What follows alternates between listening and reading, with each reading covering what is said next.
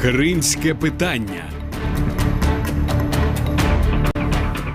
Як менш-ліс кримсько-татарського народу може вплинути на ситуацію в Криму після оголошення його Росією екстремістською організацією? Чому Росія, усупереч рішенню Міжнародного суду ООН, не скасовує заборону меджлісу? І як працює меджліс на території материкової частини України? Все це обговоримо найближчими хвилинами у програмі «Кримське питання». Вітаю, з вами Олександр Янковський. Ви слухаєте радіо Крим Реалії на 648 АМ. Також ми доступні в інтернеті на сайті Крим Реалії, на Фейсбук і Ютуб сторінках Крим Реалії, а також за телефоном 8 800 10 06 926, якщо ви телефонуєте з Криму. Якщо з материкової України, для вас інший номер телефону 044 490 2905. Телефонуйте до нас у прямий ефір з понеділка по п'ятницю о 8 ранку, о 1 годині дня і о 6 годині вечора. Ну а в інший час ви можете залишити ваші повідомлення на нашому автовідповідачі 8 800 10 06 926.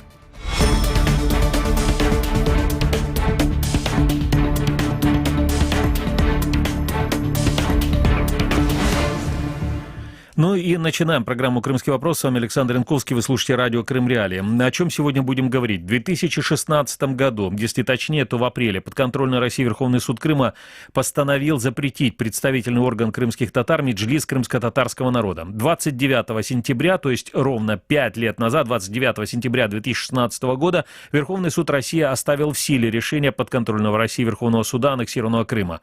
Российское государство решило, что Меджлис крымско-татарского народа – экстремистская организация. Стоит напомнить, что эта инициатива этого запрета деятельности Меджлиса исходила от экс-прокурора оккупированного Крыма, а в 2016-2021 годах депутата Государственной Думы соседней России Натальи Поклонской. Формальным поводом запрета послужило обращение в Российскую прокуратуру Крыма нескольких пророссийских общественных организаций с обвинениями Меджлиса в так называемой блокаде и с требованием запретить деятельность организации. Но стоит также напомнить, что в Украине, на материковой Украине, против Поклонской возбуждено дело по статье о нарушении законов и обычаев войны за участие в попытке аннексии Крыма в 2014 году, и украинская прокуратура также расследует факты ее измены государству Украины и участия в запрете Меджлиса. Напомню, что Меджлис крымско-татарского народа был основан в 1991 году после возвращения крымских татар на свою историческую родину из мест депортации. Меджлис крымско-татарского народа является исполнительным органом Курултая, национального съезда, высшего представительного полномочного органа крымско-татарского народа. Всего Меджлис состоит из 33 членов, которых назначает Курултай. С 2013 года и до сегодняшнего дня Меджлис возглавляет Рифат Чубаров. Ранее главой Меджлиса был лидер крымско-татарского народа, народный депутат Украины нескольких созывов Мустафа Джемилев. Из-за невозможности провести выборы в Курултай полномочия 6-го созыва были продлены в 2018 году, соответственно, были продлены полномочия Меджлиса.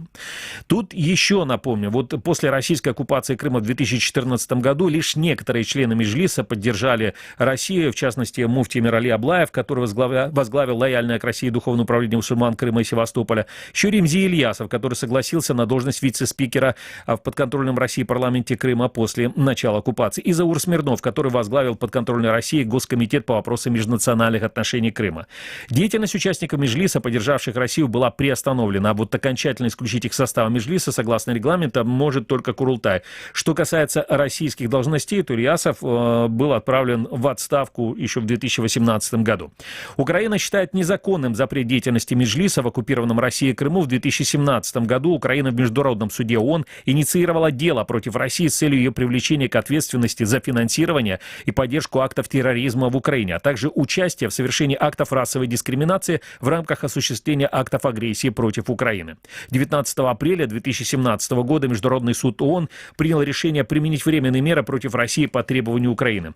В документе также содержалось требование к России выполнить временные меры рекомендаций Международного суда ООН об отмене запрета Меджлиса крымско-татарского народа в Крыму и обеспечить обучение на украинском и крымско-татарском языках и на полуострове. Однако даже спустя 4 года Россия требования Международного суда Организации Объединенных Наций так и не выполнила.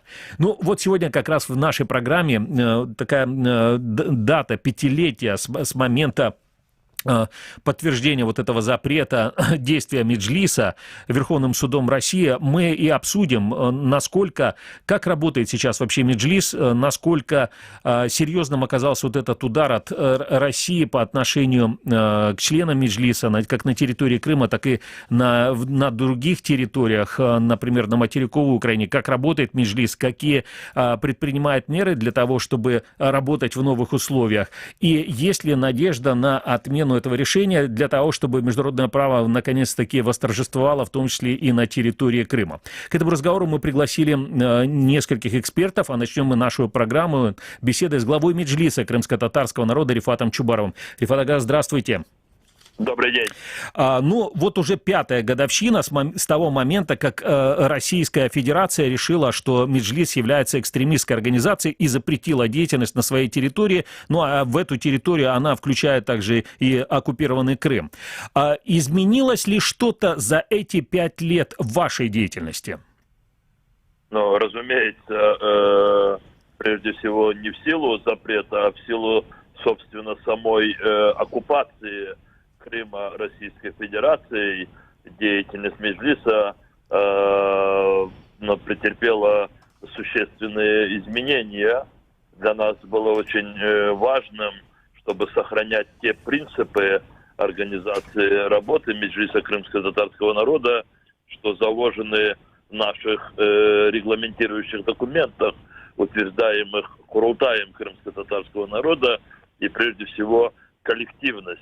И принцип коллективизма, принятия коллегиальности, принятия решений, рассмотрения, обсуждения и голосования. Мы сохранили этот принцип путем некоторых изменений в форме нашей деятельности. Как только в апреле 2016 года незаконный Верховный суд Крыма принял решение о запрете деятельности Меджлиса крымско-татарского народа, мы тогда полным составом Меджлиса крымско-татарского народа приняли решение, позволяющее нам сохранять нашу деятельность в предусмотренных регламентными документами формах. И, в общем, это решение нам позволяет не ослаблять работу Меджлиса, но другое дело, что, собственно, в самом Крыму привычные и эффективные формы организации деятельности, как то открытые заседания членов Меджлиса крымско-татарского народа, встречи с соотечественниками, публичное обсуждение тех или иных проектов, решений Меджлиса, они стали невозможными в силу, не только запрета, а в силу преследований и уголовного наказания за невыполнение решений незаконных, принятых оккупантами. Рифат Абдурахманович, скажите, а вот после этого запрета, может быть, вы почувствовали, стало больше или меньше поддержка со стороны крымских татар Меджлису крымско-татарского народа? Но, разумеется, мы пытаемся максимально мониторить все те настроения, которые сохраняются или проявляются в оккупированном Крыму. Я хотел бы отметить однозначно то, что до запрета Меджлиса крымско-татарского народа и после, то есть после запрета деятельности Меджлиса крымско-татарского народа российскими оккупантами, скажем так, лояльность крымских татар к российским оккупантам не увеличилась ни на йоту. Более того, те репрессии и преследования, которые осуществляются по отношению к крымским татарам, но они дают очень ясное представление крымским татарам о сути тех процессов, которые происходят в Крыму. Что касается поддержки, собственно, Меджлиса крымско-татарского народа, мы не заметили расширения наших оппонентов. И однозначно буквально несколько десятков человек, которые в Крыму и до запрета себя позиционировали как оппоненты Меджлиса, такое же количество осталось после запрета Меджлиса. Других наших оппонентов там не появилось. На самом деле еще один очень важный, мне кажется, интересный момент. Если мы посмотрим на те выборы, которые, вопреки протестам Украины, проводила Россия на территории оккупированного Крыма, то мы увидим, да, что по результатам вот этих выборов в Государственную Думу, я сейчас не оцениваю, да, просто говорю о том, что о факте. Если в 2016 году среди депутатов Государственной Думы из оккупированного Крыма был крымский татарин, то в 2021 году эта фамилия исчезла. На ваш взгляд, вот сейчас, если даже без привязки к каким-то конкретным фамилиям, о чем говорят вообще все эти тенденции? И можно вообще делать ли вывод о каких-то тенденциях, которые сейчас распространяются на территорию Крыма? Эти тенденции говорят о том, что русским оккупантам на протяжении уже более 7 лет так и не удалось разъединить крымских татар, разрушить их единство. Крымские татары не стали проявлять заметное или желаемое для оккупантов желаемую лояльность, и поэтому российские оккупанты от попыток некоторого такого подкупа, в том числе и формальным представительством в органах власти страны-агрессора, в частности, в Государственной Думе, они решили отказаться от таких инструментов и полностью перешли к репрессалиям в отношении крымских татар. Российские оккупанты не получили ожидаемого ими уровня лояльности со стороны крымских татар, а те немногие коллаборанты числа крымских татар, в частности, вы упомянули Бальбека, на которых сделали ставку российские оккупанты, они, разумеется, не смогли оправдать их надежд, потому что крымские татары таких людей сразу же отторгли от себя. Я напомню, мы говорим сегодня с Рифатом Чубаровым, главой Меджлиса крымско-татарского народа. Почему мы сегодня подняли эту тему? Потому что вот 5 лет назад, 29 сентября 2016 года, Верховный суд соседней России, он оставил в силе приговор подконтрольного, опять же таки, России Крымского Верховного суда, которым была запрещена деятельность на территории соседней России Меджлиса, а сам Меджлис объявлен экстремистской организацией. Но продолжаются репрессии в отношении крымских татар, и спустя 5 лет. Я напомню, что 3-4 сентября в Крыму российские силовики провели обыски и задержали 5 человек, в том числе крымско-татарского политика и активиста Наримана Джиляла. 6 сентября в Крыму арестовали 4 задержанных. Так, на 60 суток арестовали братьев Азиза и Асана Ахтемовых. Отцу задержанного Азиза Ахтемова Искандера дали 10 суток. Еще один сын Искандера, Арсен Ахтемов, получил 15 суток ареста. Также подконтрольный Кремлю Киевский районный суд арестовал крымско-татарского политика и активиста Наримана Джиляла на 2 месяца до 4 ноября. Нариман Джилял отрицает все обвинения в свой адрес. Кроме того, российская полиция завела 58 административных протоколов на задержанных 4 сентября у здания ФСБ России в Симферополе крымских татар. Власти Украины связывают задержание и аресты крымско-татарских активистов с саммитом Крымской платформы, который прошел 23 августа. Омбудсман Украины Людмила Денисова обратилась к Верховному комиссару ООН по правам человека Мишель Бачелет в связи с новыми арестами в Крыму. И после информации об обысках и задержаниях 3-4 сентября активистов в Крыму прокуратура Автономной Республики Крым и Севастополя сообщала об открытии уголовных производств. А мой вопрос Рифату Чубарову, главе Меджлиса крымско-татарского народа.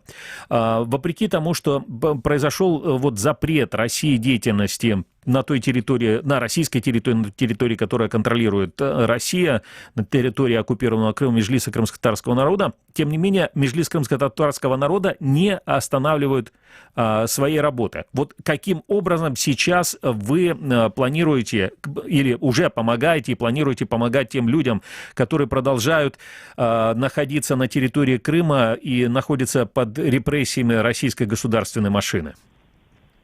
Давайте я для начала замечу то, что, собственно, запрет Верховным судом Российской Федерации, страны-агрессора, деятельности Меджлиса крымско-татарского народа стал фактором усиления субъектности Меджлиса крымско-татарского народа как внутри самой Украины, внутри украинского государства, так и на международном уровне. Я просто напомню, что вот одним из первых решений после принятия решения еще незаконным Верховным судом Крыма в апреле 2016 года решение о запрете деятельности Меджлиса крымско-татарского народа стала резолюция Европарламента, принятая 12 мая 2016 года, где Европарламент осудил все эти решения. Вы знаете теперь, что Меджлис крымско-татарского народа, он включается во все международные резолюции как представительный орган крымско-татарского народа, избираемый делегатами Хурултая крымско-татарского народа. И эти включения как в резолюции Генеральной Ассамблеи Организации Объединенных Наций, так и Европарламента, Совета Европы, ОБСЕ. Что касается наших возможностей для деятельности здесь, в Украине, Меджлис крымско-татарского народа есть партнером при подготовке и принятии многих решений на уровне государства, связанных с Крымом, с крымско-татарским народом, вопросами деоккупации Крыма. Здесь достаточно упомянуть, скажем, подготовку и проведение крымской платформы. И вы знаете, что и наш лидер Мустафа Джемилев, и председатель Меджлиса были членами оргкомитета по подготовке крымской платформы.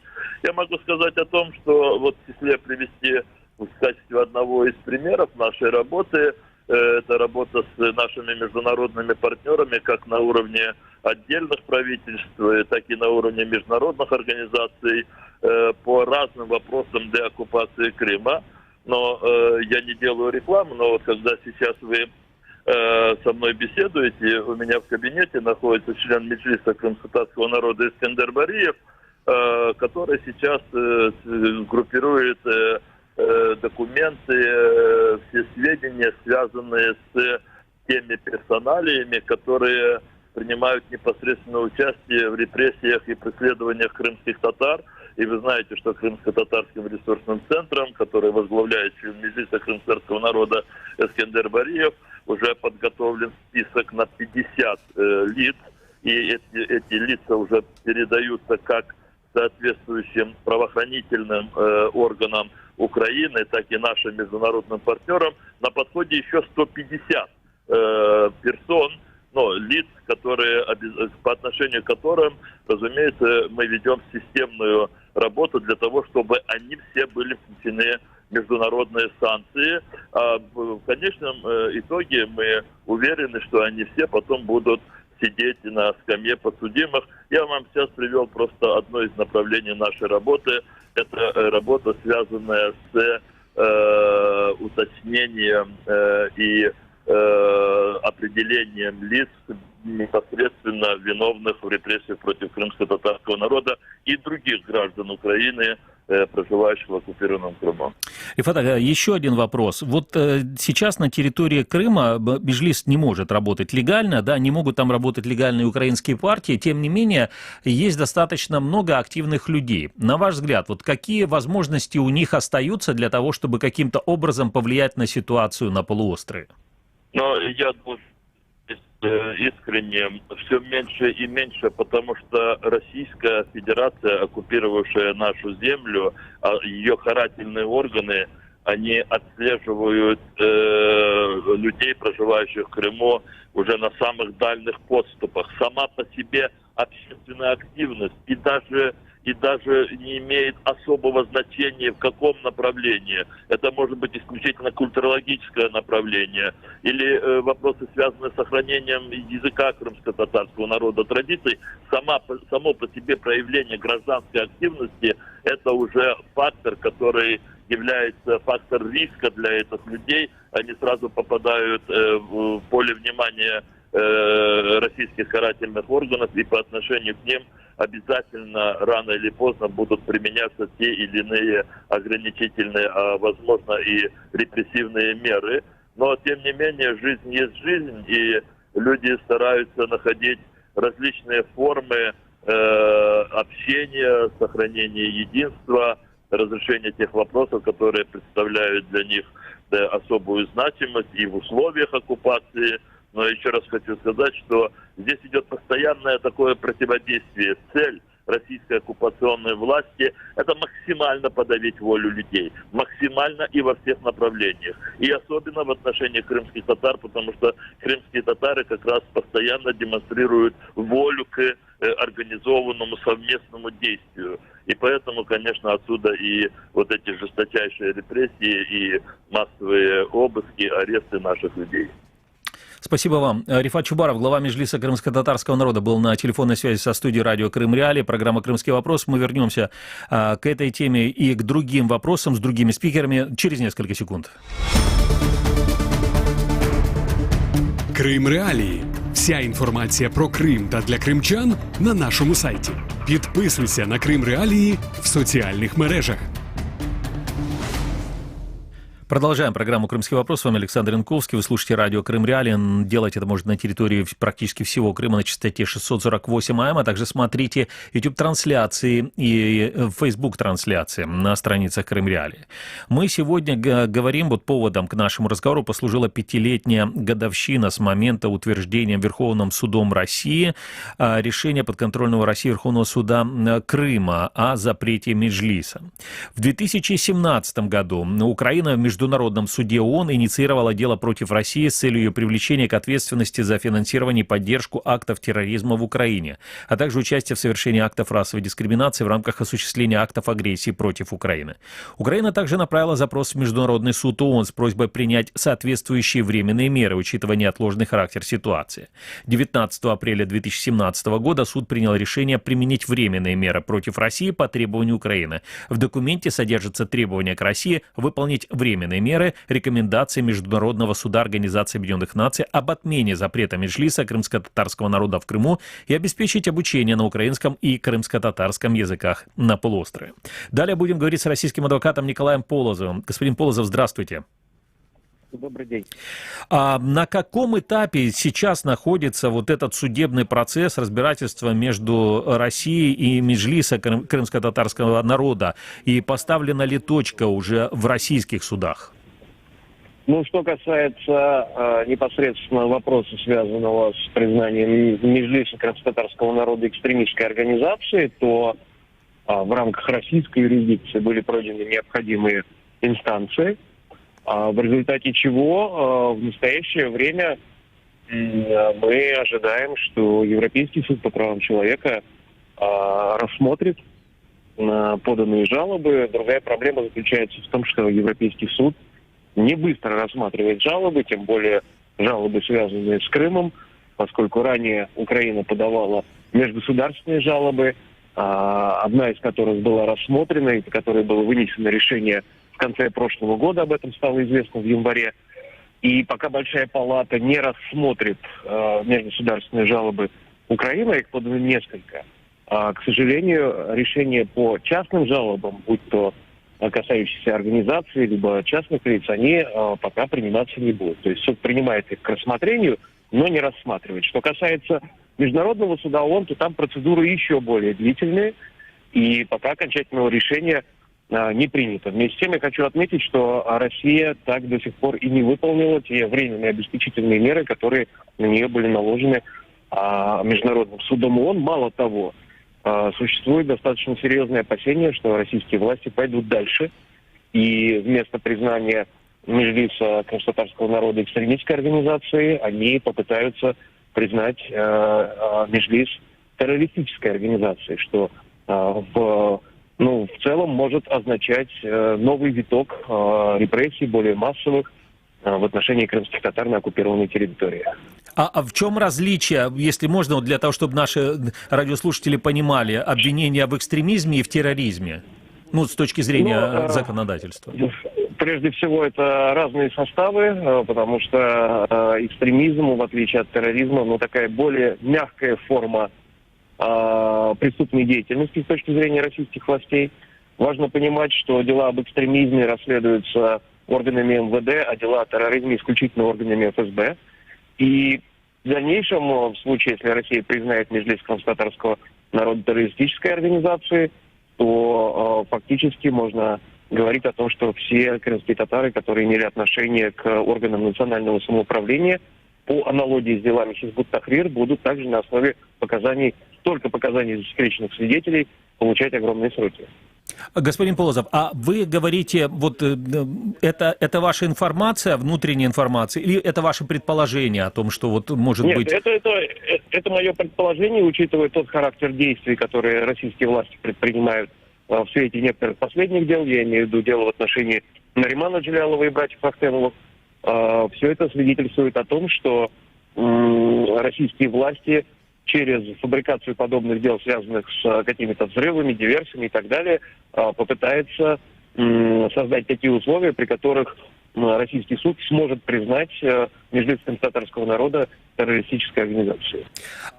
Еще вопрос. Скажите, вот упомянули опять-таки про эти временные обеспечительные меры Международного суда ООН, которые Россия не торопится выполнять. А есть ли какой-то механизм для того, чтобы обеспечить выполнение этих временных обеспечительных мер? То есть есть ли какой-то там судебный пристав условный, который это может сделать? К сожалению, международные такие институции, как суд ООН, не обладают соответствующими полномочиями. Кроме того, важно помнить, что Россия является членом Совета Безопасности ООН с правом вето.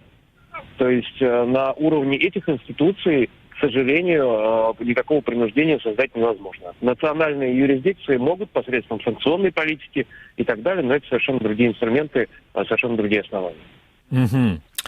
Скажите, могут ли вообще, эти действия, которые предпринимает российское государство, оно достиг, я вообще не понимаю, может быть, вы мне поможете понять, в чем цель основная, в чем или главная цель вот этих всех действий, которые предпринимает российское государство? Главная цель заключается в улучшении качества колонизации Крыма, поскольку, как вот чуть ранее сказал Рифат Чубаров, крымские татары обладают способностью к самоорганизации и в подавляющей своей массе не стали лояльны новой власти, не приняли как саму оккупацию, так и ее последствия. Задача создает в создании посредством таких точечных репрессивных ударов по крымско-татарскому сообществу условий, при которых они будут вынуждены начать самодепортацию, то есть вынуждены будут покидать Крым, становиться беженцами, уезжать в свою родину.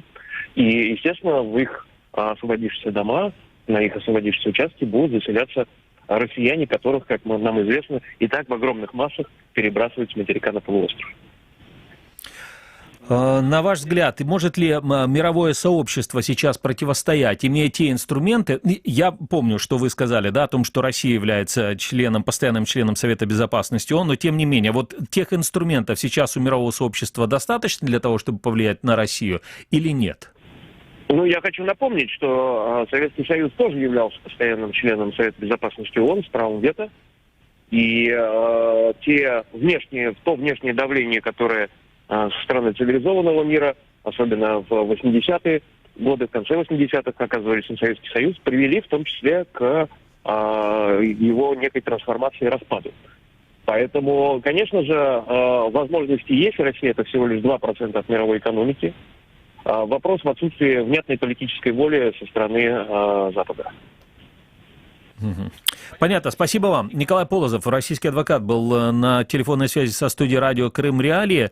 Напомним, что сегодня мы говорим про 5-летнюю годовщину запрета российским государством Меджлиса крымско-татарского народа на территории оккупированного Крыма. Мы продолжим эту тему через несколько секунд. Оставайтесь с нами. В Криму слухай цілодобово радіо Крим Реалії на 648 АМ. Продолжаем программу «Крымский вопрос». С вами Александр Янковский. И на самом деле Николай Полозов перед этой небольшой паузой был в эфире радио «Крым Реалии» и достаточно важный момент затронул о том, что Он сказал, что, по его мнению, Россия делает сейчас все для того, чтобы крымские татары, вот такими репрессивными действиями, чтобы крымские татары не покидали территорию Крыма. На самом деле, это, если мы посмотрим на историю, это уже не первый раз, когда такое происходит. Так было и в 18 столетии, и в 19 столетии. Но в 20 столетии просто Советский Союз, коммунистическая партия и Советский Союз сделали просто уже такую вот прямую депортацию. Было в 1944 году, когда просто-напросто собрали в вагоны и вывезли всех из Крыма, крымских татар, в течение нескольких дней буквально, да, и не позволяли возвращаться на территорию Крыма аж до конца 80-х годов. Тем не менее, Советского Союза нет, а Россия, видимо, продолжает такую политику, говорят эксперты. Мы продолжаем нашу программу и далее будем говорить с Олесей Ихно, украинским политологом. Олеся, здравствуйте. Добрый день.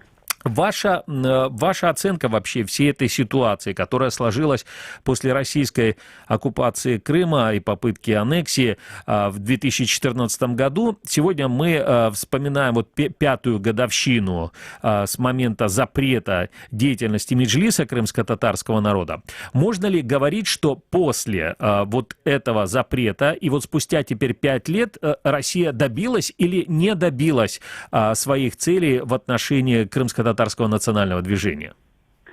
Российская логика действий понятна. Россия действует по принципу «нет народа, нет проблемы».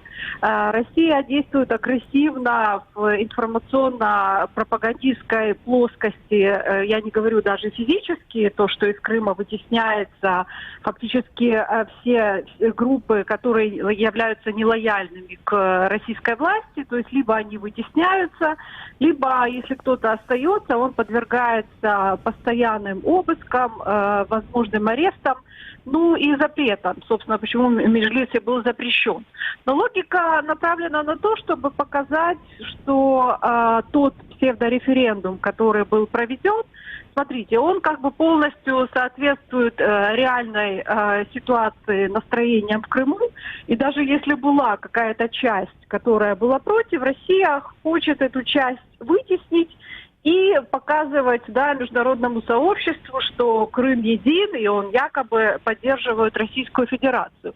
Есть вторая линия, которая Россия навязывает ее все годы, о том, что Крым практически всегда был российским. И здесь я считаю, что есть большая недоработка со стороны Украины, исторически показывать, что это не так, и что Россия пытается навязать этот исторический миф и штамп российской пропаганды, что якобы Крым был всегда российским, и единственное препятствие, которое мешает России, это, собственно, крымские татары, которые не лояльны в основной своей массе к российской власти, и из-за памяти в 20 столетии, и не только, и из-за того, что и сейчас происходит. Россия пытается не только вытеснить крымских татар, но она пытается и само название как-то замылить. Неоднократно я слышала предложения от разных российских политиков о том, что Крым вообще нужно переназвать в Тавриду. То есть я не думаю, что это реалистично, но цель, чтобы даже название убрать, и крымские татары, и, собственно, название Крым, убрать эту связку. Поэтому здесь, направление действий России понятно. Физически, конечно, Украина не всегда, или там другие страны не всегда могут влиять. Я имею в виду на обыски, на аресты, на такой тотальный контроль, ввиду того, что Россия туда не допускает, собственно, никого.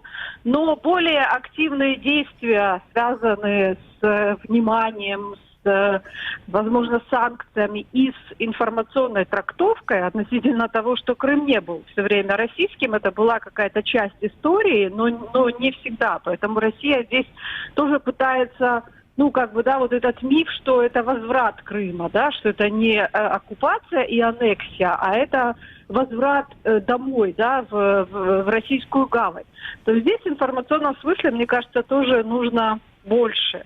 давать своих трактовок. Ну, а так логика понятна. Россия и в Крыму, и то, что сейчас происходит и на Донбассе, хоть это немножко, разные ситуации, но я имею в виду вот эта паспортизация, чтобы потом сказать, что, смотрите, так тут же в основном живут и российские граждане, мы должны их защищать. То есть, понятно, да, но с другой стороны... Вытеснение и изменение демографической структуры Крыма, она понятно, она не скрывается и очевидна со стороны России. С другой стороны, мне тяжело представить россиян, которые поедут в эти отдельные оккупированные районы Донецкой и Луганской областей, и это связано даже не столько, может быть, там, с географическими какими-то показателями, но просто это вообще абсолютно, да, даже с точки зрения России, это все, вот с точки зрения России, там отдельно эти районы оккупированы, они все равно остаются территорией Украины. А вот с точки зрения, опять-таки, России, они считают, что Крым это их территория, и поэтому туда достаточно свободно едут россияне, и вот это, они считают, что это естественная миграция, да, то есть, много людей из соседней России сейчас приезжает на территорию оккупированного Крыма. Поэтому, все-таки, может быть, немного разные, может быть, да, конечно. Нет, абсолютно разные, я с вами согласна. Собственно, оккупация, аннексия Крыма была нужна России, да, вот эта демонстрация там величия, там якобы, да, вот смотрите, там на фоне этого рос рейтинг Путина и сам юридический статус, и как Россия говорит, что вопрос Крыма исторически закрыт, это разное. Донбасс нужен для другого. Донбасс нужен для постоянного военного шантажа и навязывания вот этой логики федерализации и особых статусов по Украине. То есть тут как бы другая логика, но вот в части, что надо изменять все равно демографическую структуру и показывать, что там нет вообще проукраински настроенных жителей в ситуации с Крымом, чтобы даже и не возникал вопрос о возврате Крыма, а в ситуации с Донбассом, чтобы шантажировать вот этим самым особым статусом, да, и такой постоянной точкой напряжения, которая из военного может перейти в политическую плоскость, я имею в виду вот изменение госустройства. Только в этом. А так, конечно, это абсолютно разные ситуации. Олеся Ихно с нами на связи, украинский политолог. Олеся, такой вопрос. Вот в 2016 году Россия проводила на территории Крыма выборы в Государственную Думу. Украина эти выборы не признает. В 2021 году аналогичные выборы снова проводила Россия, в том числе и на территории оккупированного Крыма. Эти выборы не признает Украина, не признают многие страны мира, но тем не менее депутаты из оккупированного Крыма, они заседают в Российской Государственной Думе. Но вот интересный момент. Если в 2016 году там был, по крайней мере, один депутат, Руслан Бальбек, да, он не был членом Меджлиса, нет, но, знаете, вот как бы такая, многие говорили о том, что это как бы Россия хочет показать присутствие крымских татар в парламенте, то сейчас в 2021 году нет Руслана Бальбека больше в российском парламенте. На ваш взгляд, вот это говорит уже об изменении каких-то радикальных в российской политике или нет? Да нет, я думаю, нет. Просто на начальном этапе, когда Россия, может быть, сама не ожидала и не знала, какой может быть реакция Запада, Россия пыталась показать, что вот она хочет сотрудничать с частью крымских татар. Мы даже помним это заявление, которое сделал Мустафа Джемилев относительно того, что там Россия пыталась сделать какие-то предложения, Путин приглашал встретиться. То есть они хотели перетянуть, да, на свою сторону, понимая, что вопрос крымских татар, он действительно острый, и он останется всегда, и он никуда не исчезнет. Но вот, возможно, для мирового сообщества Россия хотела делать видимость, показывать, что вот мы же хотим, да, вот с крымскими татарами, но это не получилось. А сейчас Россия даже и не делает такой видимости.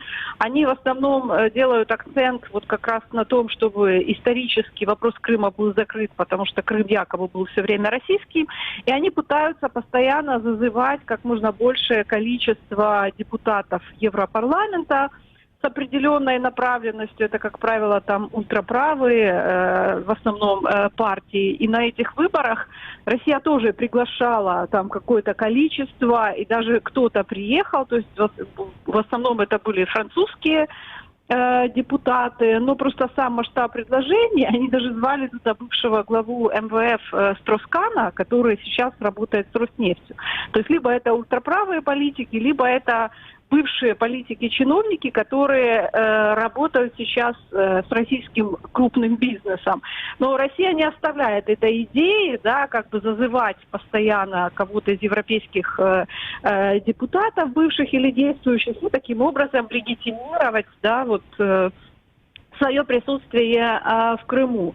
Ну, а с крымскими татарами уже видно, что это не получилось, потому что если запрещается сама организация, Меджлис объявляется экстремистской, то, ну, понятно, что, что бы там ни заявляла Россия, понятно, какой настрой у крымских татар, и Россия не может этого изменить, поэтому, ну, вот они будут делать так, и даже соблюдение видимости уже не является необходимым. Понятно, спасибо вам. Олеся Ихно, украинский политолог, была на телефонной связи со студией радио Крым Реалии. Продолжим эту тему и эту программу через несколько секунд. Оставайтесь с нами. Кримське питання з понеділка по п'ятницю о 13-й. Олександр Янковський разом з гостями ефіру обговорить найважливіші питання сьогодення. Слухай на 648 АМ. Дивись на Ютуб та Фейсбук сторінках Крим Реалії. Коментуй в соцмережах.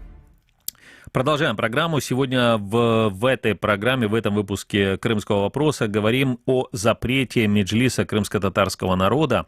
Это произошло еще в 2016 году. В апреле подконтрольной России Верховный суд Крыма принял такое решение. А 29 сентября 2016 года Верховный суд соседней России, он оставил этот приговор в силе. И тогда российское государство решило, что Меджлис крымско-татарского народа – это экстремистская организация. К чему все это привело? Вот что можно подвести, какие итоги спустя 5 лет? Ну, Меджлис продолжает работать на территории материковой Украины. Больше того, сегодня в нашей программе глава Меджлиса крымско-татарского народа Рифат Чубаров сказал также о том, что вот такое решение на самом деле Верховного суда России, и вот даже не решения Верховного суда, да, а запреты и преследования, которым подвергался Меджлис и члены Меджлиса за эти годы, он на самом деле теперь позволяет Меджлису, он повысил его статус и позволяет Меджлису, да, на международных площадках требовать отмены запрета на деятельность Меджлиса на территории Крыма, ну и требовать прекращения оккупации. Мы также напомню, что мы ведем прямую трансляцию на YouTube и Facebook страницах Крым Реалия. И вот есть интересный комментарий от нашего зрителя-слушателя Эльхана Джиферова, если не ошибаюсь. Если крымских татар до сих пор арестуют без закона, значит запрет Меджлиса не работает, он так считает. Меджлис в сердцах каждого крымского татарина. Вот такая есть точка зрения. Ну, а мы продолжим программу, будем дальше беседовать с украинским историком и политологом Василием Яблонским. Господин Яблонский, здравствуйте. Доброго дня. Пане Яблонський, цікавить ваша думка, чому все ж таки Росія, попри навіть рішення Міжнародного суду ООН, не виконала оці заходи забезпечувальні, які мала б виконати, щодо скасування заборони на діяльність Меджлісу на території Криму? Росія – тоталітарна країна. В Росії можуть працювати громадські організації, громадські структури лише за окремим дозволом. Ну, якщо вони несуть хоча б мінімальну якусь загрозу цьому авторитаризму, який панує в цій країні. Зрозуміло, що після провального намагання приручити Меджліс, домовитись з Меджлісом, в Росії не залишалося вибору, як його заборонити. По великому рахунку, Російська Федерація, вона залишається якби багато в чому Радянським Союзом, і оці всі кадебійські уявлення про кримських татар як про якихось міфічних зрадників, які там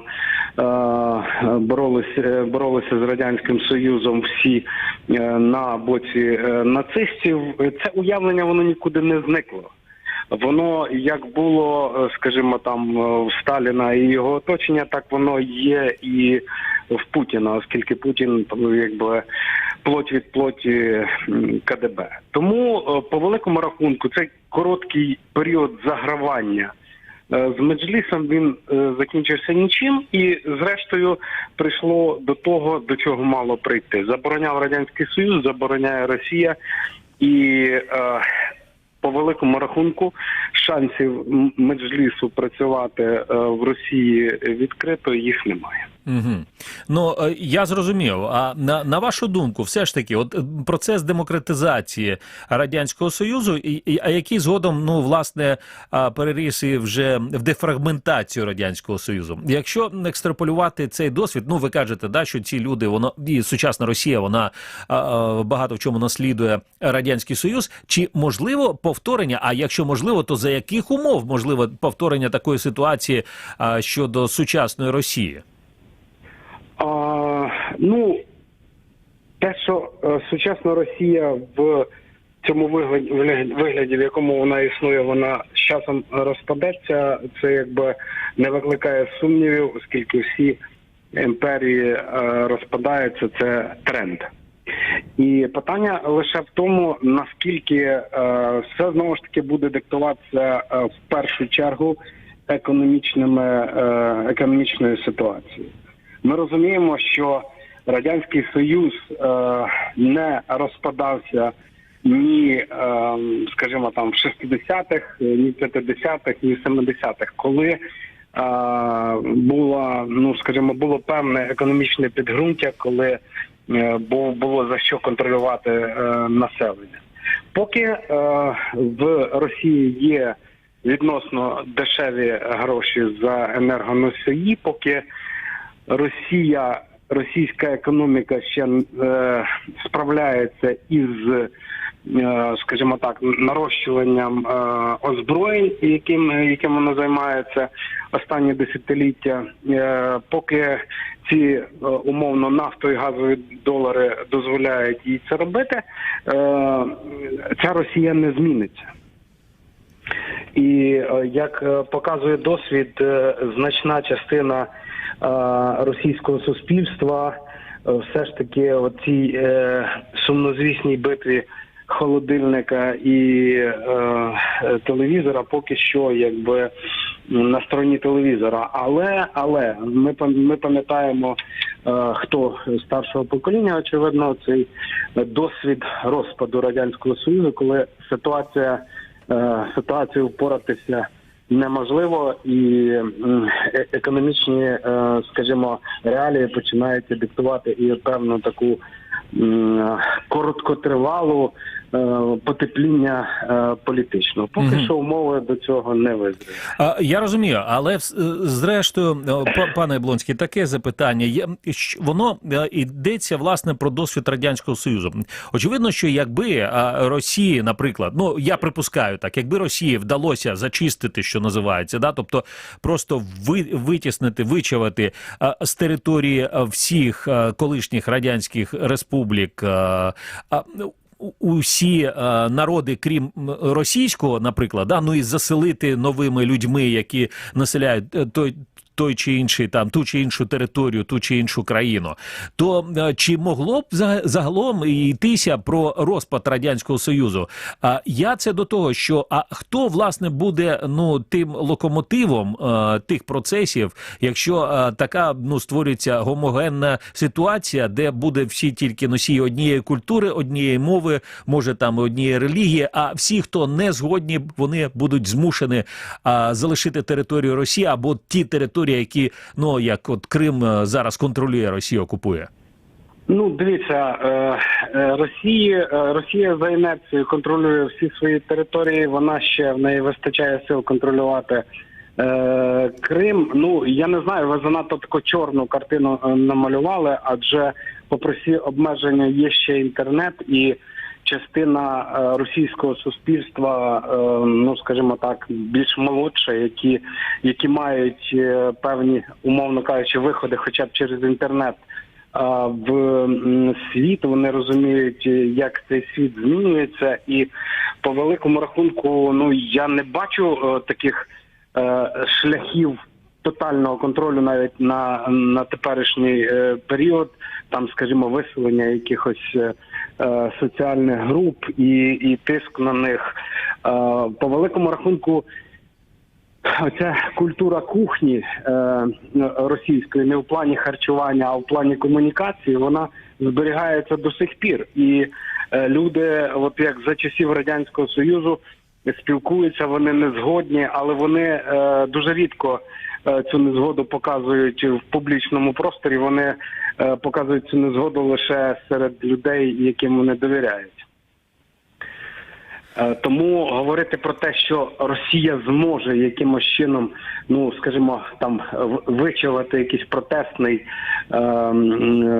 електорат, я б не говорив, це не вдалося Радянському Союзу, який мав абсолютно інші можливості, який мав ідеологію, який мав більшу систему примусу, і йому не вдалося створити єдиної общності совєтський народ.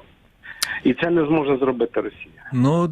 Так, насправді, це, мені здається, що все ж таки це відкрите питання, бо Росія має все ж таки доступ до інтернету. Да? Тобто не тільки люди мають доступ до інтернету, але, власне, і російська пропагандистська машина має доступ до інтернету. Так, але згадайте, який був тотальний контроль за Радянського Союзу. І тим не менше, кілька років тодішньої перебудови вони змінили повністю Росію. Тому ми не можемо відкидати повністю, скажімо, інтенцію частини росіян все ж таки до свободи. Зрозуміло. Дякую вам. Василь Яблонський, український історик і політолог, був на зв'язку, на телефонному зв'язку зі студією Радіо Крим Реалії. Ми продовжимо цю програму. Нагадаю, що сьогодні говоримо про 5-ту вже річницю з моменту заборони діяльності Меджлісу кримсько-татарського народу Верховним судом Росії. І, власне, 29 вересня 2016 року російська держава вирішила, що Меджліс кримсько-татарського народу є екстремістською організацією. Чи були якісь інші прецеденти на території сусідньої Росії, коли Росія так поводилася з представниками корінних народів, і, власне, з корінними народами, і що робили в такій ситуації правозахисники, і чи є можливість загалом протистояти таким ненасильницьким шляхом, таким репресіям з боку російської держави? Все це обговоримо у наступній частині нашої програми. В Криму слухай цілодобово Радіо Крим Реалії на 648 АМ. Продолжаем программу «Крымский вопрос». С вами Александр Янковский. Слушайте радио «Крым Реалии» на территории практически всего Крыма на частоте 648 АМ. Сегодня говорим о запрете деятельности Меджлиса крымско-татарского народа. Это произошло 29 сентября 2016 года, когда Верховный суд России оставил в силе решение подконтрольного России Верховного суда Крыма. И тогда российское государство решило, что Меджлис крымско-татарского народа – это экстремистская организация. К разговору мы также пригласили российского правозащитника, руководителя программы «Поддержка политзаключенных и преследуемых активистов» правозащитного центра «Мемориал» Сергея Давидиса. Господин Давидис, здравствуйте. Здравствуйте.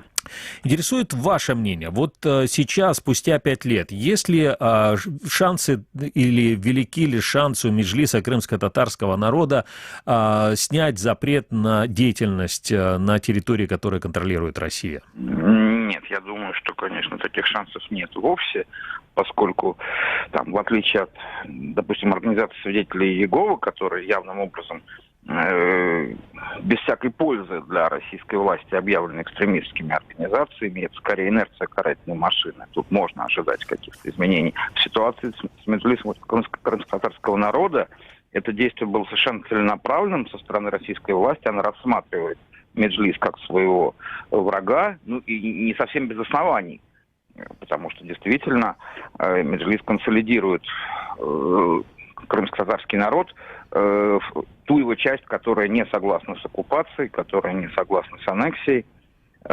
И это, конечно, категорически не устраивает российские власти. И это было той причиной, по которой, собственно, его объявили беззаконной экстремистской организацией. Но логика с точки зрения российских властей тут есть, и ожидать, что они изменят свое решение, не приходится, пока ситуация кардинальным образом, в принципе, в стране не изменится. Даже вопреки решению об обеспечительных мерах Международного суда ООН, которое было принято в 2017 году. Вот, кстати, можете объяснить вот здесь логику непринятия, невыполнения решения Международного суда ООН российским государством? Ну, собственно говоря, российское государство и раньше, еще до поправок в Конституцию, которые были внесены в прошлом году в законе о Конституционном суде, предусмотрела возможность Конституционного суда решать, соответствует ли Конституции Российской Федерации решения международных органов. А сейчас еще дополнительно это внесено в Конституцию. Ну, дело не в том, чтобы не соблюдать решение суда просто ради того, чтобы не соблюдать, а не соблюдать российская власть склонна те решения, которые считает для себя вредными. Ну вот, соответственно, она осознанно запретила Меджлис крымско-татарского народа, не имеет никакого желания его обратно допускать к легальной деятельности на оккупированной территории, на контролируемой российскими властями территории Крыма. И, соответственно, решение суда, которое требует от нее этого, оно не будет исполнено. Вне сомнений, никакого уважения к праву у российских властей нет. Это не первый, не второй, не пятый случай несоблюдения судов, а сейчас решений судов международных, а сейчас прямо говорится о том, что их соблюдать и не надо, если мы не хотим, и если считаем эти решения для себя невыгодными. Поэтому тут ничего удивительного нет, и фетишизма правового у российской власти точно нет, который заставлял бы ее исполнять любое решение суда, независимо от того, нравится оно ей или нет. Господин Давидис, такой вопрос. Скажите, а вот на территории, собственно, России, есть ли такие есть ли такие прецеденты, когда российское государство реагирует на представительный орган, на национальные представительные органы, вот таким образом, ну или другим, но тем не менее запретительным образом, да? Вы знаете, честно говоря, я вот не настолько хорошо знаю ситуацию, я занимаюсь изучением и мониторингом уголовных политических репрессий, и в ходе такого мониторинга репрессий против каких-то представительных органов, таких национальных представительных органов, которые не основаны на всеобщем прямом и равном избирательном, которые, короче говоря, не являются записанными в Конституцию органами. Я, честно говоря, не знаю про репрессии в отношении таких органов и не слышал. Но репрессии против разного рода национальных движений, активистов национальных разных национальных меньшинств, конечно, мы слышали, мы знаем, и такое случается, когда они оказываются слишком неприятны, слишком тревожны для власти. Это касается и малых народов севера, и поволжских народов, и татар волжских, буквально всех народов, которые проявляют национальную обеспокоенность, озабоченность сохранением своего языка, своей культуры и тем давлением, которое на них оказывает политика государства Федерации. А в чем она, эта политика, на ваш взгляд, заключается? Если мы слышали просто мнение сегодня от разных экспертов, которые говорят о том, что в отношении Крыма хотят просто сделать так, чтобы все несогласные просто покинули территорию Крыма. А на других территориях, непосредственно в России, в чем эта политика, на ваш взгляд, заключается? Крым все-таки как оккупированная территория, понятно, что совершенно стоит особняком.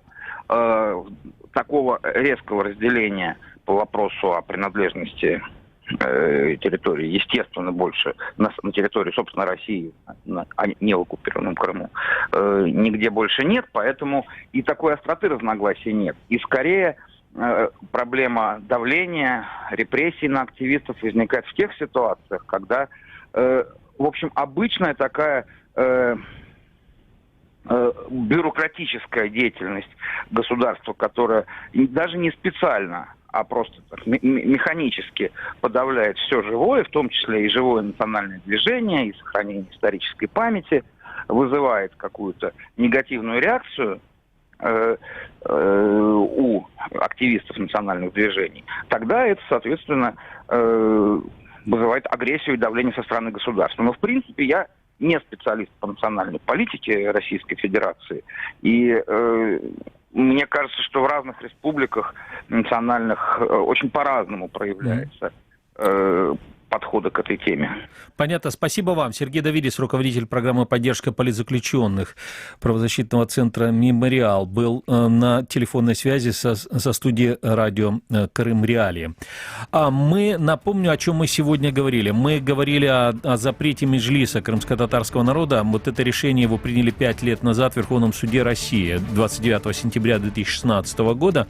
Тем не менее, Меджлис крымско-татарского народа, он продолжает работать. Он не просто существует, он продолжает работать. Сегодня вы слышали главу Меджлиса крымско-татарского народа Рифата Чубарова. И больше того, Меджлис крымско-татарского народа постоянно привлекается для участия в самых разных консультациях в отношении будущего Крыма на международном уровне, не только на национальном уровне Украины. Это была программа «Крымский вопрос». Ее провел Александр Янковский. Я прощаюсь с вами. Услышимся, традиционно с понедельника по пятницу в час. Всего вам доброго.